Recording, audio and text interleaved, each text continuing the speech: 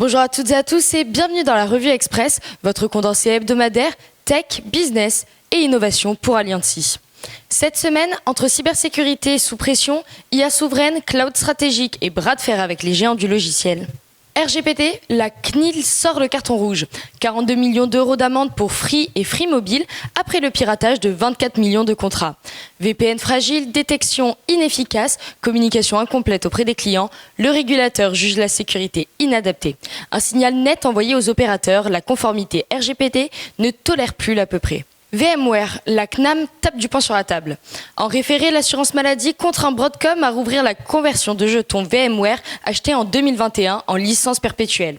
L'éditeur avait fermé cette option après son virage vers l'abonnement. Sous pression judiciaire, Broadcom cède, un précédent clé pour les clients publics captifs de VMware. Cyber, IA, les nouveaux risques numéro 1 du business. Le baromètre Alliance 2026 est sans appel, le cyber prend la tête des risques mondiaux avec 42% des réponses.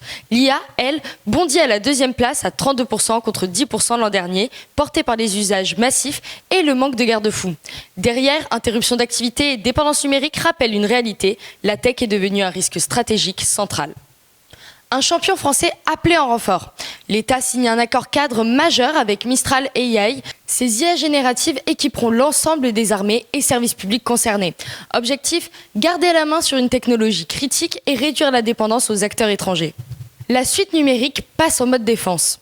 L'État muscle sa suite bureautique souveraine pour les usages à haute sensibilité. Un partenariat d'Inum, Amiad, doté d'1 million d'euros, adapte la suite aux exigences du ministère des Armées. Sécurité renforcée, cloisonnement des données, résilience accrue, une alternative stratégique aux suites bureautiques américaines.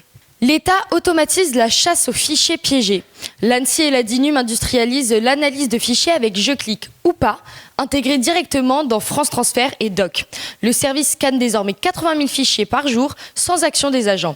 Analyse statique, dynamique, infra Secnum Cloud, la sécurité devient native dans les outils de l'État. L'UE mise sur l'open source pour reprendre la main. Bruxelles lance une consultation pour renforcer l'écosystème open source européen. Objectif, réduire la dépendance aux géants tech étrangers et muscler la souveraineté numérique, du cloud à l'IA.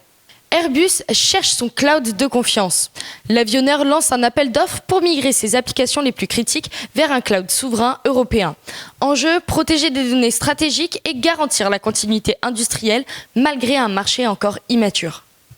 Paris lâche SAP après 17 ans de service. La ville de Paris engage la refonte de son système financier et abandonne SAP ECC6 en fin de maintenance. Un nouveau progiciel signé CGI pour 38 millions d'euros pilotera 10 milliards de budget et 3500 utilisateurs. Objectif, moderniser, maîtriser les coûts et tenir la continuité avec une mise en production prévue entre 2028 et 2029. Les Français ont adopté l'IA sans attendre. En 2025, 44% de la population a déjà utilisé une IA générative. La France se hisse dans le top 5 mondial devant les États-Unis, portés par les usages en entreprise et la généralisation d'outils comme ChatGPT ou Copilot. C'était la Revue Express, votre dose hebdo d'actu tech et business. On se retrouve la semaine prochaine pour un nouveau tour d'horizon de la planète numérique.